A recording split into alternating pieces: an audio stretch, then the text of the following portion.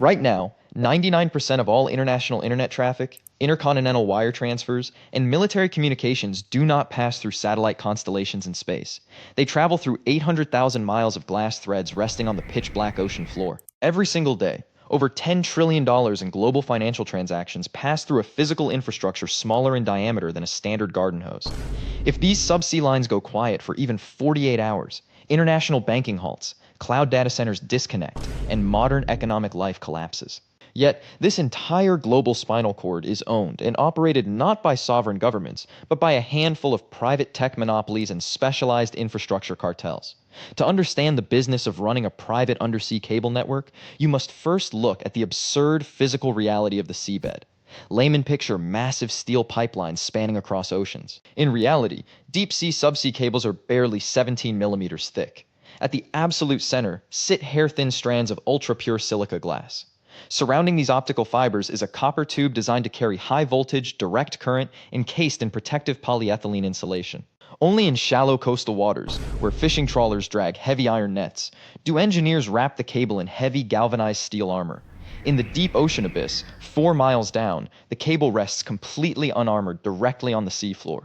Through these microscopic glass strands, optical transponders, fire-dense wavelength, division multiplexing lasers, splitting light into hundreds of distinct color channels. A single modern cable system can transmit over 250 terabits of data per second. That is equivalent to streaming tens of thousands of ultra-high-definition movies simultaneously through a line no thicker than your thumb. However, light signal degrades rapidly as it travels through glass over vast distances. After 50 to 80 kilometers, the optical pulse fades into background noise. To solve this physics bottleneck, cable operators deploy underwater optical amplifiers called repeaters directly onto the ocean bed. Each repeater is a 2-ton beryllium copper pressure vessel capable of withstanding 600 atmospheres of crushing water pressure. Inside, erbium-doped optical fibers absorb energy from laser diodes, boosting the light signal back to full intensity without converting it back into electricity. To power these ocean floor repeaters, landing stations at each end of the cable inject up to 10,000 volts of direct current down the central copper conductor. A single transatlantic cable system requires 40 to 90 repeaters, adding over $100 million in hardware costs before a single mile of cable touches the water. This brings us to the brutal economics of cable deployment. Building a modern transoceanic cable system requires an upfront capital investment of $300 million to $600 million. First, specialized oceanographic survey vessels spend months mapping the seafloor using multi-beam sonar, routing around active volcanic trenches, underwater landslides, and coral reefs. Next, massive cable-laying ships carrying thousands of miles of spooled line head out to sea for months at a time. The ship lowers a heavy underwater plow that carves a trench 2 meters deep into the seabed, burying the cable to protect it from anchors. In the 20th century, these massive capital costs were shared by telecom consortia of state-owned telephone companies. But over the last decade, a silent corporate coup completely restructured the industry. Today, 4 tech giants, Google, Meta, Microsoft, and Amazon, own or control over 66% of all global subsea cable capacity. These hyperscalers realized that paying legacy telecom providers for transit bandwidth was an escalating tax on their core business model. By building their own private cable systems, like Google's Dunant and Grace Hopper cables, or Meta's 45,000-kilometer 2Africa network, tech cartels bypass public internet infrastructure entirely. They own the fiber, they own the landing stations, and they control the routing latency down to the millisecond. So how does a private subsea cable network generate cash flow? The primary revenue model relies on IRUs, or indefeasible rights of use. An IRU is an irrevocable long-term lease, granting a customer exclusive rights to specific fiber pairs or wavelength channels for 15 to 20 years. A major investment bank, cloud provider, or regional telecom will pay $15 million to $40 million up front for a dedicated fiber pair, plus an annual maintenance fee equal to 3 to 5% of the purchase price. Because the cable operator collects massive cash up front, they recover 50 to 70% of their total capital expenditure before the cable even goes live. The remaining capacity is sold on the open market as lit capacity through short-term contracts. Network operators sell dedicated wavelength waves, such as 100 gigabit or 400 gigabit channels, charging recurring monthly subscription fees. In high-density financial corridors, such as the New York to London route, high-frequency trading firms pay a massive premium for sub-millisecond latency advantages. A cable route that shaves just 5 milliseconds off round-trip transit time can command double the market rate for bandwidth leases.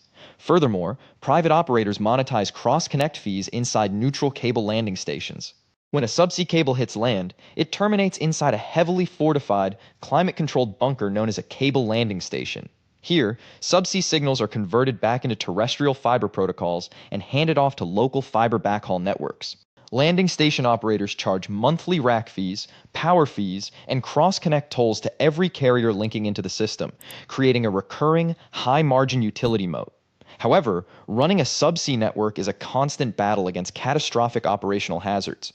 Globally, between 150 and 200 subsea cable cuts occur every single year. 70% of all cable damage is caused by human activity, specifically commercial fishing trawlers dragging bottom nets and cargo ships illegally dropping heavy anchors in shallow waters.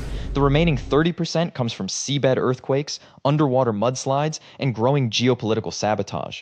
When a cable breaks miles underwater, thousands of miles from shore, the financial timer starts ticking.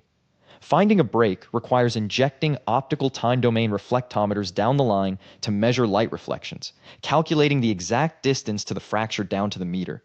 Then, the operator must dispatch a specialized cable repair ship. There are only 60 cable repair vessels operational worldwide, creating a massive logistical bottleneck.